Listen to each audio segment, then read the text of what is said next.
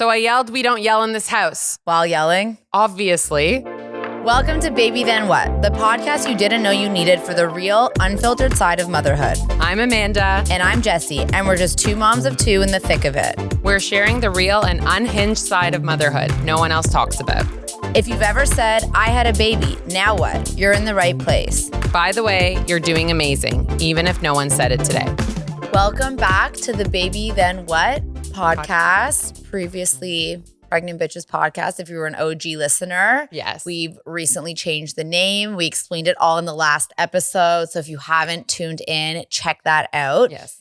This is round or part two of our Q&A. We love to send you guys the thing on Instagram to fill out your questions, and you always send in a million good ones. So we love these ones. I think they're amazing. I think you guys love them because we are reading word for word what you guys are writing in. We are not changing up the wording. No, definitely not. But before we get into that, we thought we'd do a little life update. Yeah, we haven't done that in a while. Jessie moved with two young kids, and I feel like you should tell people about it. It was a lot. Yeah. It's a lot to move. It's a lot to move in life in general. And then with two young kids, it's just a nice little bonus. It was a lot. Like, to be honest, we're also trying to sell our other house. So we've had to like stage it. I had to like move in with my mom, which was actually fun. For sure. But they probably were like, that's enough already. And then like packing up your life with kids that are like literally unpacking things in 3 seconds. And then like, when you're moving alone, you could just live in boxes, whatever. Yeah. By like day 2, they're like, what's for dinner? Yeah. I was like, I don't know what the plans are. I don't know where anything is. No, it's crazy. Very like you hard. really have to like, I was very tired, but we did it. We made it through. We're now like on the other end getting settled. It's been worth it. For sure. But yeah, like it's definitely, if you're going to move with young kids, like you have to be prepared. Yes. Planned, prepared, get know some where everything help. is, get some help. Like, it's worth it to like pay the extra little bit of money if you could hire like good movers. Yeah. Because they could. No, I would definitely have a plan in place. I've done it twice with small kids. I would for sure have a plan in place. Yeah. And I wouldn't recommend it. But it also was like, what are you going to do? Like, I was done with like, we had to move. Yeah. So, sometimes you don't have a choice. But yeah, it's been good. It's been good. If anyone lives in Toronto and wants recommendations for movers or packers, send Jessie a message. Yeah, because they did a great job. Great job. I love it. Great job. Amazing. That's that. What's your update? What's my update? We are going away next week. I don't know when this episode's coming out, but we are going away next week. Oh, me and you. You and I. Yeah. You and I are going away next week. I am so looking forward to it. Is it next week? It's next week. Like, shit. I know. Next Thursday, we are getting the fuck out of here. Mom's trip. Obviously, we're going to be doing so much work because I have 4 days of Jessie to myself. She's going to kill me. Literally told everyone. I was like, I'm so excited to go on a trip. There's 2 other girls coming with us, but like I have 4 days of Jessie to myself where I can literally bombard you. Yeah. And you can't run away from me. Fuck. Jessie, I need you to do this right now. Okay. We're going to make so much content. I'm going to like actually kill you by the end. You're going to kill me by the end. Kill you. And then you're going to be like, oh my God, I'm so happy you're not going to bombard me for the next like 3 months. Month and a half. Yeah, I know. It's going to be great. Other than that, life is good right now. Your kids Boys are sleeping? crazy. My kid, like, there's obviously days where like Ace was in our bed at 3 a.m. Arlo was up at 6. Like I keep waking up in my kids' beds at 2 a.m. Yeah. I keep putting them to bed and I keep falling asleep. You're just tired. Keep waking up at 2 a.m. like so disoriented. Like I thought I was kidnapped the other day. You know what? But no. We talk about this all the time. And then the next morning I'll text you and being like, fuck, I didn't sleep because I know you're never sleeping. So like, I'm like, if I've just been to you, I'll be like, yeah, I get it. And then there's times when like they're crying and I'm like, okay, maybe I'll just like give them 10 more minutes to cry. And then I'm like, this is going to end so quickly. Badly. And they're not going to ask me for this ever again. No, I know. I mean, in that way, I'm like, this is so frustrating in the moment. But in like 2 years from now, like when they're 6 or when they're 7, like done. They're like, leave Done. me alone. Like we're So going to done. sleep. Like they're not crying unless they have a nightmare. And I'm just like, hey, like coming down the stairs, like I'm gonna sleep with you. I don't know what to tell you. I know. I just got to get bigger beds. I'm in a race car bed and a crib. Yeah, we just got to get like, bigger beds. like my shoulders. No, if you get like a nice queen size I need to bed get a for real Ziggy, bed. like you'll fully sleep with him. I know. The other day we moved in and he was like, okay, so is this the bed that me and you are sleeping in, mommy? Oh, and I'm like, I love him. I kind of would rather. A bigger bed, but yeah. No, like I would rather sleep with him than Josh. Yeah, fair. They're cute. He's a little cuter. I know. Just a little. So that's that. That's our little. All this to say, sleep does not get better. No. Sorry to tell you. Sorry, not sorry. But let's jump into round two Q&A. Round two. And the first topic, which we get tons of questions. We narrowed it down to like 7. Postpartum and body intimacy. So postpartum hormones and how to stabilize to lose weight. Jessie kind of is like in, you're like kind of like in really in that. But I feel like there's not really a magic wand to this. I can tell you what I think happens. Yes. So I think your hormones are completely fucked after you give birth. I think if you're breastfeeding, they are still like at a very elevated level. And therefore, like it's very hard to lose weight. If you think about biology, like your body wants to conserve fat because if there's a famine, you need to keep making milk for your so baby. Your body is like literally holding on to fat while you're breastfeeding. For me, it's happened every time. And then the second you stop breastfeeding, I find you lose like a layer of fat because like, okay, now you're not feeding your baby anymore. Your body's saying, okay. And then when you get your period, that's another level to say, okay, we're not in the baby making phase. And then I find I lose like another round of, it's not even like weight, it's like fat. Like it's actual, like I carried fat in my tummy, here, my arm, everywhere. It's like midsection fat will not go away. And so I think for you to like get to that place, your body just has to get back to that stage. And I don't really think you can work out and eat healthy so that when your hormones stabilize, you kind of just a little bit easier and it gives you a little bit more of a push. But until that's why they also really say like postpartum is 2 years. Yeah. It's a full 2 years. Like I'm in 2 years now. You're not even in 2 years. Like you looked your best at 2 years. I remember after Ziggy. Like I'm 2 years now and I feel great. You look the best. Like I feel the best. I look the best. I feel like my hormones are pretty fucking stabilized now. Yeah. Like I'm good. I know. Like obviously I'm tired and there's this and there's that. And that's why we take mood. But other than that, like I feel better. Right. And like I want my period to come. I know that my body is working when my period's coming. Yeah. No, it's true. It's very true. So unfortunately, I think that maybe there's things you can do to support like your hormones and not over disrupt them. Like, you know, removing as many toxins as you can, making sure you're not like overloading your body so that they're like a lot of things are estrogen mimickers. Yes. And I don't know this whole hormone world and we want to do an episode on it. But like if you're eating fuck ton of plastic, like things out of plastics and having a lot of toxins and stuff, like that's going to mimic estrogen and fuck up your hormones more and make it even harder to lose weight. So I agree. Your time and reduce your toxin load is my 2 pieces of advice. So you missed the first question. I did. How do you figure out how to dress your new body and find your style after baby? So we talk about this all the time. We post about it all the time. I literally did a Zara haul, even 2 years postpartum. My boobs fucking suck. Like there's just tell the Josh story. Like there's just, I'll tell the Josh story. So I didn't know that Jessie and Josh were coming over. Did I know you were coming over? No, last minute you were like, I'm coming over. I need to pick something up. Yes. So I'm in my white little tank top, like at home, not thinking anyone, no bra. And I walk outside and Josh looks me straight dead eye. And he goes, your boobs look like Jessie's, saggy.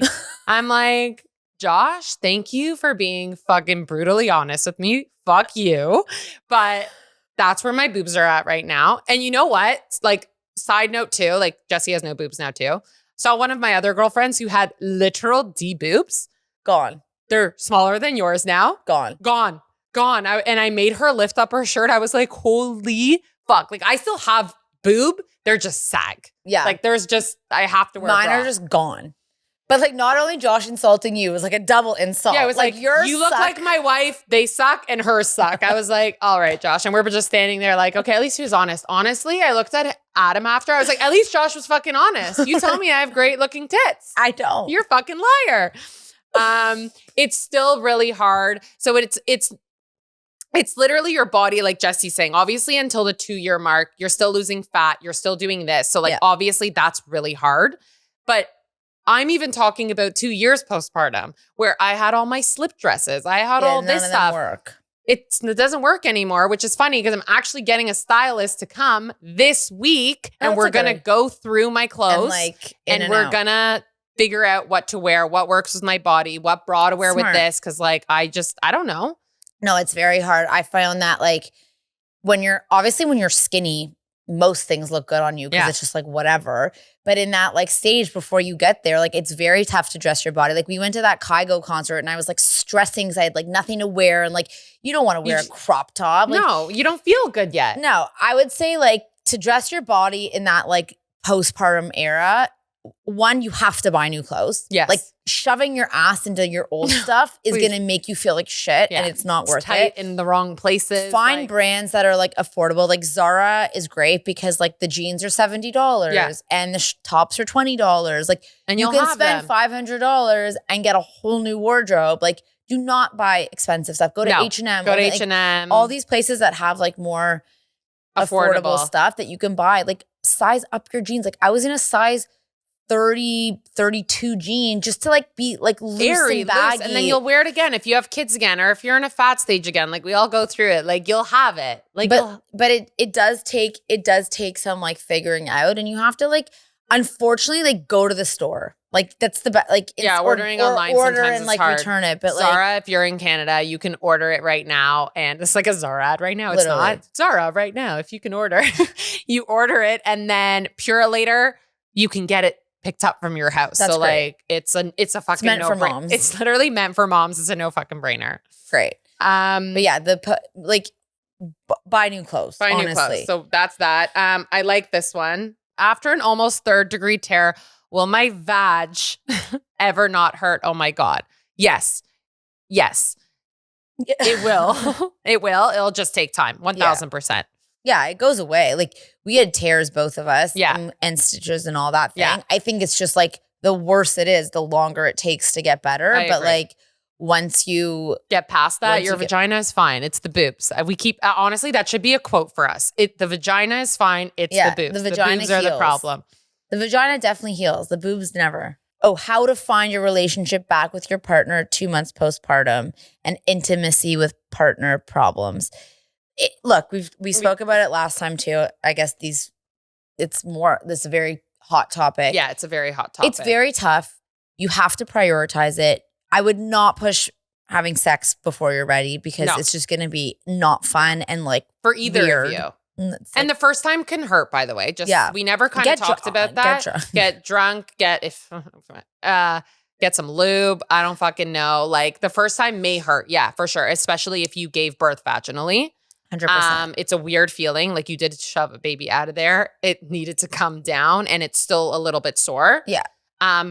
Funny, the first time it hurt, like with Arlo, the second time I was fine. Maybe my body kind of like knew what it was doing, but it just takes time to heal. And then I think like from the intimacy point of view, like I think some of it comes from like your own insecurity. Like for me, I was very like insecure, like the first 6 months, like again, like we talk about the hormones, like I was like way fatter than I normally was. My boobs were kind of gross. Like I didn't feel sexy. How can you be intimate if you're not like feeling excited good about your body? And then so like that obviously gives off bad vibes. And then your husband's like, and so it just like creates a thing. So time. I mean, obviously you don't want to wait so long. No. But just I say I'll get drunk because it's not the getting drunk. It's like somehow taking the edge off of like not feeling so scared or like insecure in your skin. And when you have like, that glass of wine or whatever, you're just like, whatever. Like, whatever. Yeah. I don't care anymore. And just or like your partner, like they want to have sex with you. So like they'll do anything at that point 100%. to just like get it in. I don't know. I'm being completely honest. No, it's true. It's so true. Okay, the last one. Postpartum depression after your second. Does it look any different than after your first? I mean, yes, I think so. I think we had two different ones. Yeah. I did not have postpartum depression with my first kid. I had it with my second kid. My two kids were 17 months apart. That's crazy.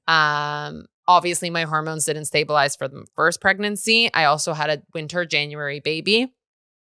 It was really hard. It was a mix of like the mom guilt, the having another baby at home. Like he was 17 months.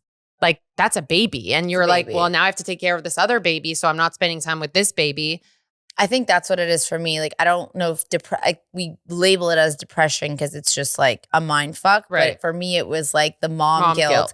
Like with the first, you're obviously overwhelmed and like you don't know what the fuck you're doing. With the second, you're actually, I know what I'm doing now because I've done it before, but now I have like to really split my time. And if I'm watching my baby, I'm not with my older kid that like knows what's going on. Yeah. And then you're not with the baby, which in theory could be taken care of by anyone for certain hours you also of the day. Want to be with the baby. You know how fast it goes, especially the second time around. Yeah. But to me, it was also like, I regret not spending more. Like I kept passing the baby out because I just did it. I was like, I need a break from this. Yeah. Ask for help. Lean on people, and it gets better. 100%. As easy and I do think what you said makes a big difference. Like how close you had your babies together. Like my hormones went back to normal because I got pregnant when my first was 2. You where I am right now got pregnant when your first was 7 months. 7 months. So there's no chance your hormones went back to normal. No. And therefore, like I think hormones play a huge part of the depression, postpartum depression. I agree. Like if your babies are close together, then there's a very high chance that the second one is going to be like a compounded situation. 1,000%. Your weight loss is going to be worse. Your hormones are going to be worse. Your depression's going to be worse because it's just, you're not. I literally sat in a room. I literally sat in the room. Do you remember where you met Ace? Right. At my in-laws, like in that fucking room. When I see that room, I have PTSD. Literally. Right. I like see that room. I'm like, oh my God. Family room. I literally walked downstairs and I sat in that fucking room all day. All day. Crazy. That's insane. No. So it does get better. Yeah. Here we are. She's smiling again. I'm smiling now. It does get better.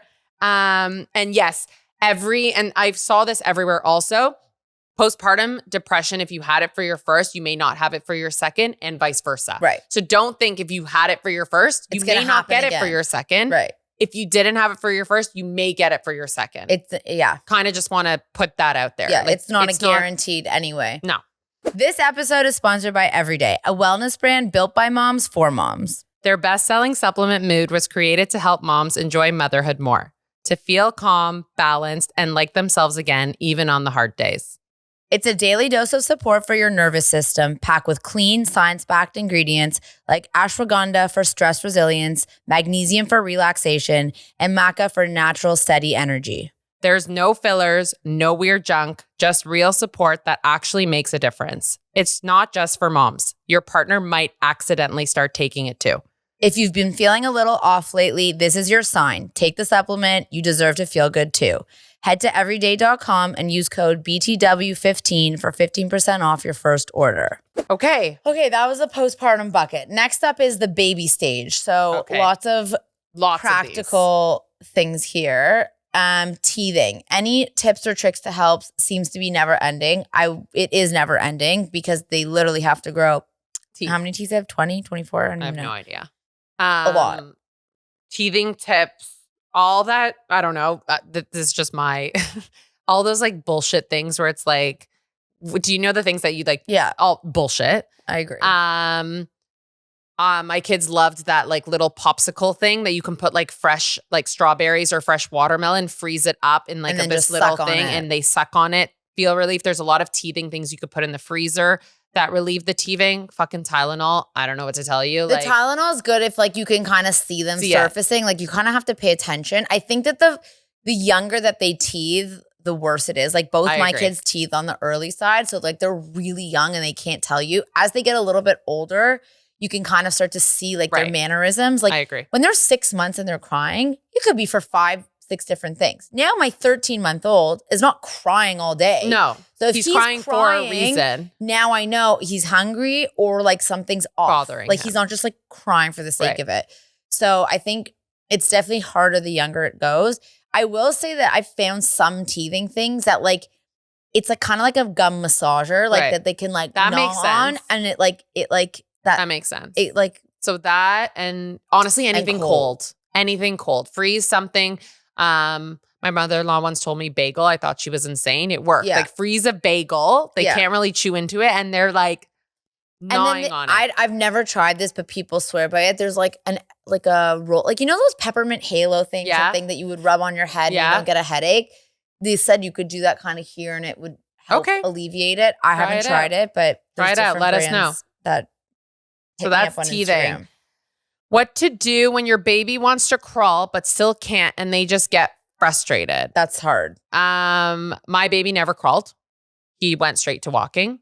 He never crawled. Arlo never crawled. But still can't and they just get frustrated. So he never really got frustrated. I think he just did it. Yeah. So maybe I'm going to let you take this. No, because some of my friends are in that stage now where the kid is like wants to crawl and like then they can't get their toy. So then they're pissed and then they can't move and then like they want to, but they can't figure it out. I did like an OT thing where she was like teaching me how to like help him. Feet. Yep. And like give me exercises. I'm sure you could find a million of these things. Like my baby's not crawling. Like Google it. For sure. But they give you like different exercises and they really want you to like, they say that it's very important that the baby learns to crawl like properly because that helps like brain stuff. I don't know. So really like supporting them, and it's a lot of extra work for you, but I think it pays off. Like we have a friend right now, she's doing like OT with her daughter to help her walk. Okay. And like it helps. It does make a difference. There you go. And just keep practicing with them. Get on the floor with them. Yeah, you show them. Yeah. You start crawling. How to transition into a daily schedule at 2 months. Look, at the end of the day, you got to follow the wake windows. I don't think they're on a daily schedule at 2 months. I think they're just like on a 2 to 3 hour wake window at that point, which is very short, obviously. So I would say, I think you can really extend them at more like 4 months. Like that's when they can really start to take. 2 months is really young.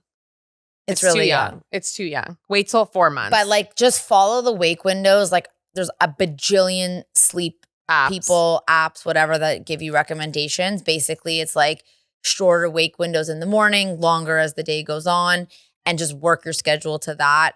And over time, I think that it'll help them extend your day into like more of like a schedule. And then eventually, once you get to 3 naps, which is I feel like between 4 and 6 months, then you're on more of a schedule where it's like play, feed. They wake up at 7, they nap 9 to 11, then they nap again like I don't know, like 1 to 3, and then they nap again like 4 to 5, and then they go to bed at 7. Yeah. Once you get to 3 naps, you've made it. You've made it. You've made it. And then now you're on to no naps. Yeah, I don't know if we've made it at that point. I'm kind of like, please hold on to the nap. Okay. I love feed then change or change the feed. Chicken or the egg or the chicken. Feed then change then feed. Okay, so this really depends on the age of the baby. My first kid, actually both of them, didn't really want to eat unless they were butt naked in the beginning. I'm talking newborn. So if I got them naked, they would eat because they weren't, and that's comfortable, cozy. They weren't cozy, right? Because then they're cozy, they're sleeping, but like you need to feed them, right? Because they tell you have to feed every couple hours or whatever it is. So I would change them. Like I would completely strip them down, keep them in the diaper. So I would do it before. So I was the before in the beginning. I think I was always the before. What about you? My kids feed to sleep. So I definitely have to change and then feed because they have their bottle and then they knock out. There you go. So it's preference. So I think, and there will be sleep trainers that tell you not to feed to sleep. For me, it works. So like I've done it too. But if you're gonna not feed to sleep and they're gonna nap and then wake up and eat, then they can nap, change them, feed. Yeah. They're also not gonna literally have like shit right as you're feeding them anyway. So maybe. It doesn't, I mean, you never know. It's kind of gross. Anything on colostrum collection before birth? Yeah, if like you have it, go for it. 1,000%. I should have. I got so much. I was always leaking. I know. If I have a third one, I'll for sure be doing it. If I have a third one, I'll for sure be collecting it. I got mine really early. Yeah, 100%. So yes. How to deal with the baby hair growth. Fuck that shit. Literally have. Oh my God. It's so bad. I wish I would pull it up right now. If like some way Chris can zoom it in. It was so funny. I literally have. Here is Jessie. It's If you can see that, that is Jessie. My hair's literally standing up like it's awful. It's really awful. And it's really bad right now. I think you just gotta. It takes years. Honestly, it's not 2 years. It's more because I've spoken to moms who are still getting it. Like, you've lost a ton of fucking hair. It's going to take years. Like, people say their stuff. Find me something that actually works and I will try it. But I think it's all crap. We have not found anything yet for hair regrowth. So let us know if you have found that. Do any of your kids have food allergies? If so, how do you manage with the other child? Okay, this is you because I don't have any allergies. Take it away. Okay, firstly, I'll start again. We do have a full allergy episode. Yes, with an allergist. With an allergist. Her name is Dr. Amira. She was amazing. So check that out. It is your allergist. It is my allergist. Well, yeah. Like she knows. She's unbelievable. She's amazing. If you're in Toronto and any of your kids have an allergy, definitely go see her. Yes. So my husband is anaphylactic to peanuts. He's also my kid. How do you manage with the other child? So to start, I was very nervous to start with Arlo because of Adam. We did all the allergens. He actually wasn't allergic to anything. And then long story short, he ended up being allergic. So now I had no nuts in my house. Fast forward, here comes my third kid. So now I have 2 people in my house that are anaphylactic to tree nuts and peanuts. You got to do it. As scary as it is, even if you have to go to your friend's house, you have to get these fucking allergens in them. Like you got to try them out. The hard part after where I'm at is that I don't have nuts in my house. So I don't give my kids nuts every day. I'm hoping that Ace doesn't develop any allergies like later down the line, but it is very hard. Yeah. Yeah, that's what the girl was saying. She's like, you have to try and give them the allergens as much as you can, but how do you do it if you, and maybe you do it out of the house? Like if I brought Ace to Jesse's house, for example, I could be like, Jess, do you have some cashews to like give it to him? But like, I'm not going to have cashews here when my 3-year-old who can get into a cupboard is anaphylactic to cashews. No, that's horrifying. It's like, it's a nightmare. That's not happening. So as of now, it's really hard and do what you can do. That's my best advice and definitely go. I think if you have a second baby and the older ones at school, you could try the nuts during the day. Buy a little bit, give it to them at home. Or and like then go really to a restaurant. really hide the nuts. Yeah. Like put them away where you know that your other child can't do it. Like your husband's obviously not going to like touch it. Like he knows he's allergic, but my 3-year-old has no idea. Yeah. He's like, oh, great snacks. Yeah. Yummy. EpiPen. Done. How do you teach patience? To me or to the child? Yeah. I love that. Both are important. Patience is, I think, really about like delayed gratification with them. Like if they want something, they want something, they want something, they have to learn that like it will come. But like, I don't know, you have to teach it to them, like let them ask for something and like wait a little bit. Like you have to give them everything right away. And I feel like that's just like the society we live in. And you're like, just stop trying. But we're turning them all into monsters. Here's your fucking thing. And then no, we really are. We really are. It's like you want this. Yeah. And I'm just like, no. And like they're allowed to cry. We cried as kids. Right. We probably don't remember. We cried as kids. Our parents said no to us.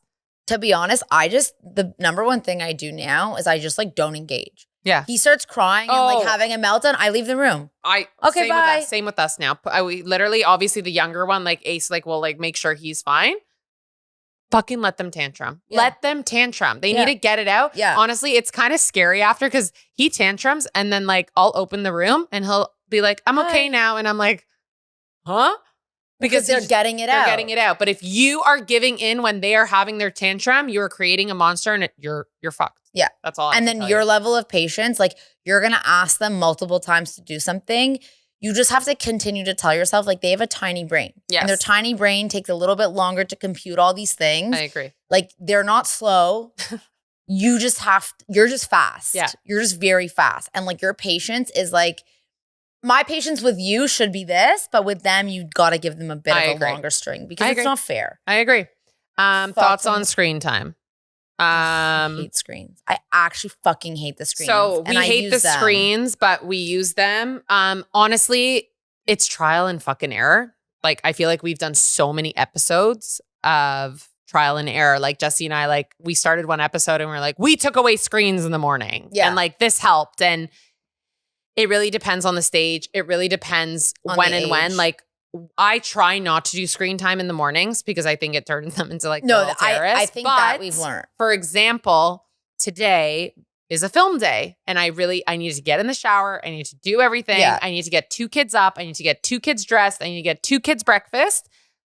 And I needed then to put myself in the shower when my nanny got here so she was able to help me. Yeah. I put on the screen.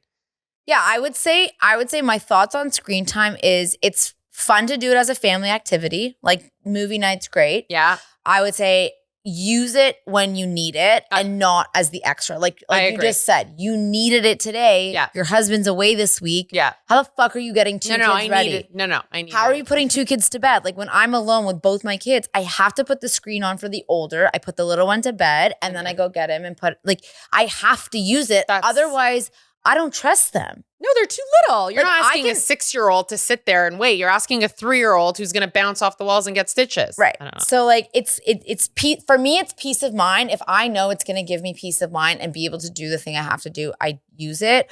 Or if like, I don't know, we were moving and like I didn't know where anything was, like I used it. But it's tough because like you said, like it could turn them into monsters and like you just got to be careful with what you use and how you use it. Yeah. And then the time of day and the age. I agree.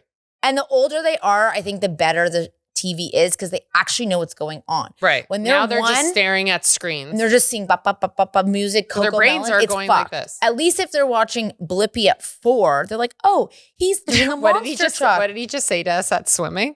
What did he say? He asked us about what the life-saving device was called, and I told him it was called a buoy or whatever. Oh. And he looked at us. He's like, "No, mommy, it's called a life-saving reserve or something." Because you learned that from Blippi. I'm like, okay, yeah. So like, pick your shows wisely. Yeah, I would not recommend Coco Melon. No, me neither. It's also so annoying. Beep, beep, beep. Pick your shows wisely.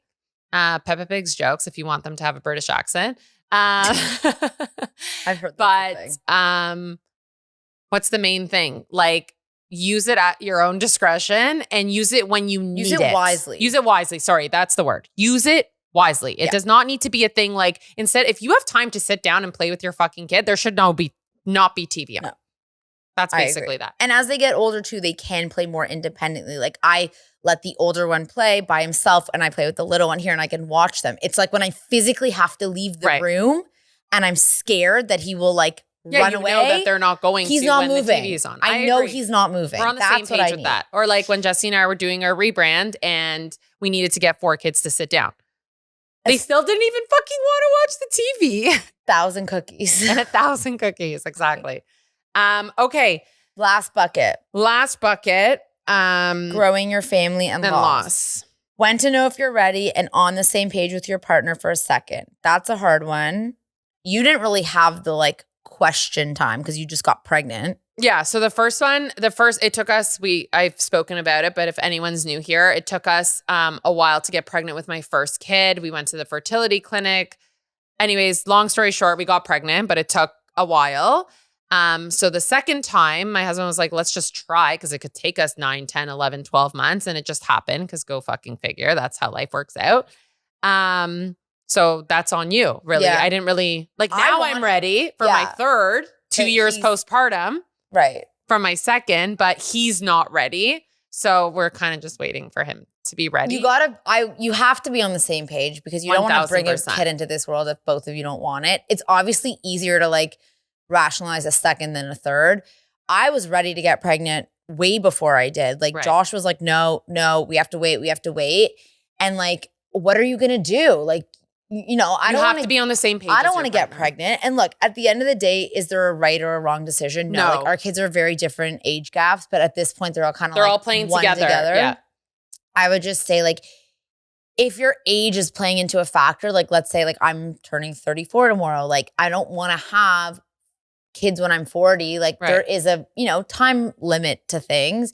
So if that's part of it, you have to explain that to your husband. And also like, maybe you want to have your babies like closer together or not. Like you got to be honest about it and talk to him or your partner, whatever. And really just, I don't know. Explain where your head's at. Every person's story is going to be different. So, but you're not going to know if you're really you're not going to ready. like click and be like, I'm ready. Like Jesse's right. Like I'm 2 years postpartum and I'm just like, I'm ready. Sure. Do I feel physically ready? Yes. That's a different story. Physically ready. Do I feel mentally ready? I don't fucking know. But I also just like kind of want to do it and like move on. Yeah. So it's kind of a mix of all. This is funny. Why do people feel the need for more kids when their hands are so full with the ones they got? I don't think you think about the hard years. I think you think about all the other years. I think you have a vision of your family in your head of like, I see myself going on a vacation, or I see myself living my life, and I have my 3 kids and they're all best friends. That's what you're visioning. You don't think about in the moment. You don't think about like hell for a couple years. And to be honest, I think there's something very real about like this physical urge. Oh, like, we talk about this all the time. I have a physical urge to get pregnant. Like my uterus is like, boom, boom, boom, boom, boom. I want one. It's fucked. It is fucked. It's genuinely I'll literally fucked. look at Adam and be like, I need a baby now. I need it. You have to do it. And he's like, no. Like this person is clearly calling people out. And it's like, I know. I literally gave birth. Yeah. 3 months later, I was like, I need another kid. Yeah. Which is insane. It is insane. But like, this is where I say the we're meant to do it. Do it. And the last question, which is a sad one. How to deal with pregnancy loss. Look, it's not easy. Nobody says it's going to be easy. People make you think that it's just like so simple to have kids. No. It's so easy to get pregnant. It's so easy to keep a pregnancy. None of the above. Easy. None of the above. Get support, get help, talk to your friends. And there's a lot of like moms that have gone through similar stuff. Like I think sometimes you rely on your circle that exists and they don't get it. For sure. So you have to find women that have gone through it before and who know the feeling so that at least you don't have to explain that level of like, sadness. They just know. They just know. They know how you're feeling because they've been through it themselves. And even like your husband isn't going to know because he's physically experiencing it, right? Like I agree. You lose a loved one that's on the outside, like, okay, you can deal with that together. But to lose a pregnancy, it's physical. It's only that's in you, really. Like they lose a thought, but like you're physically going through it. I agree. So I think you have to find people that have also gone through it. And there's tons of like loss mom groups, circles, support systems, whatever. Yeah, I agree. And I really do think it's important to get a therapist and see somebody and talk about it.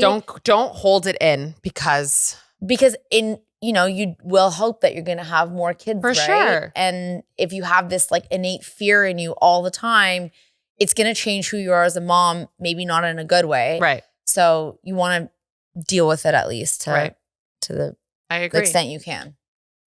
And we love you and we're here for you.